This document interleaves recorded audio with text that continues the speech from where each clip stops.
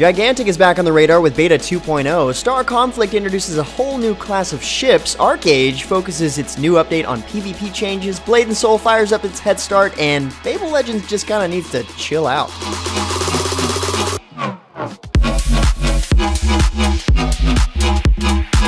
What's happening, guys? James Ballon here with MMOHuts.com with a quick weekly recap for MMO news and announcements for the week ending January 18th, 2016. Starting out the news this week, we have the second part of ELOA's first expansion for the Western version now available.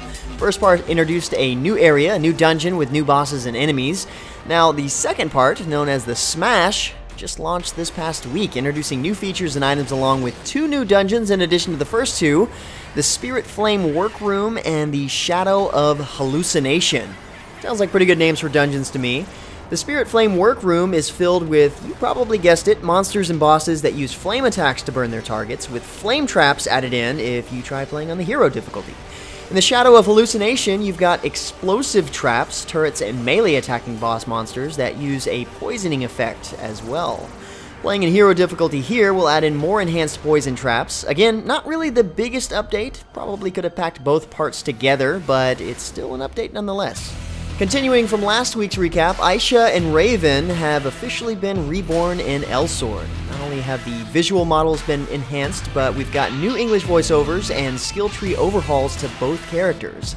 Aisha's teleport MP cost has changed, and the new characteristic skills have been added to her. Raven's Shadow Step was tweaked quite a bit, and his core system was overhauled.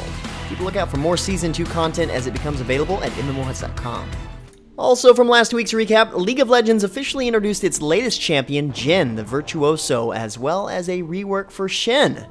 The new champion, Jhin, is an ADC focused on slow, methodical, but artistic killing. His passive, called Whisper, chambers 4 shots into his gun, the last of which always crits and applies extra damage based on a portion of his target's missing health. Now, the drawback here is that it takes a little while to reload. Dancing Grenade hits an enemy and bounces up to 4 times towards other nearby enemies, and if you kill an enemy here, it causes the following bounces to deal extra damage. His ultimate is called Curtain Call. Like any good Hitman movie, Jhin fully assembles his awesome-looking weapon before taking aim at his target, revealing all marked targets in a huge area. He can then fire 4 rounds that stop at the first enemy champion struck, slowing them and dealing damage based on their missing health.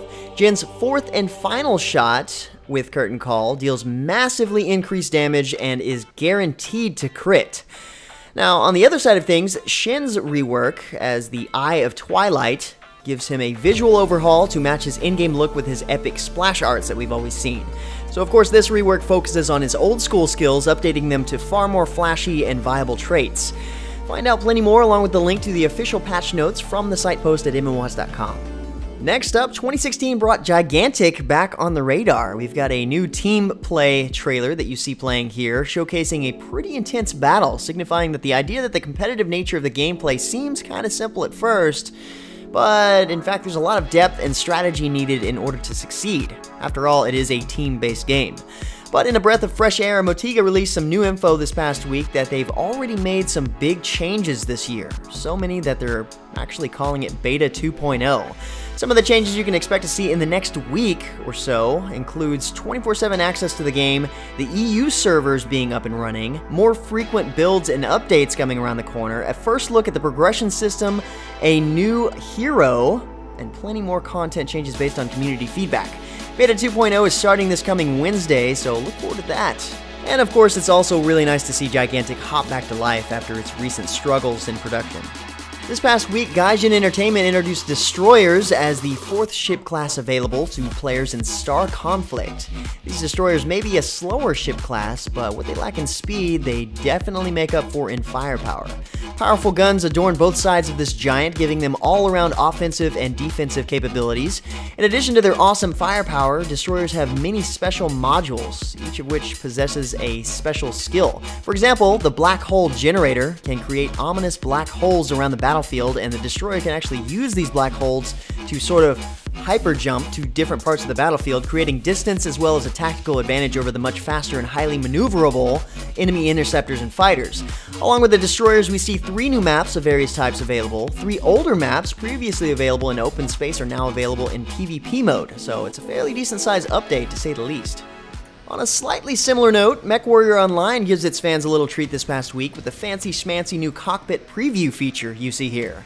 Not a lot of details as of yet, but apparently you're going to be able to sit in your favorite mech, like always, but now look around at the inside cockpit and, of course, customize it.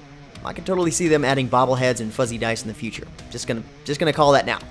Beyond this, a sort of secret patch is headed to the game tomorrow, actually, January 19th, that includes the launch of the Warhammer mech, a new snow map called the Polar Highlands, map improvements in general, weapon damage feedback, and more. Keep an eye out at MMOHuts.com for the upcoming details.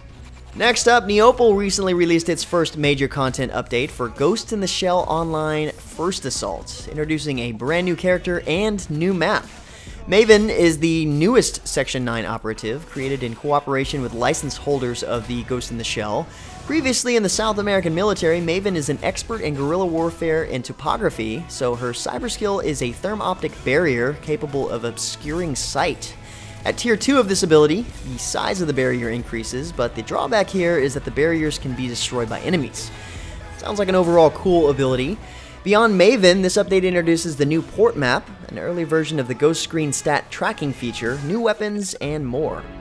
And speaking of new characters, Fable Legends just introduced the Ice Mage Winter, who, you guessed it, freezes stuff.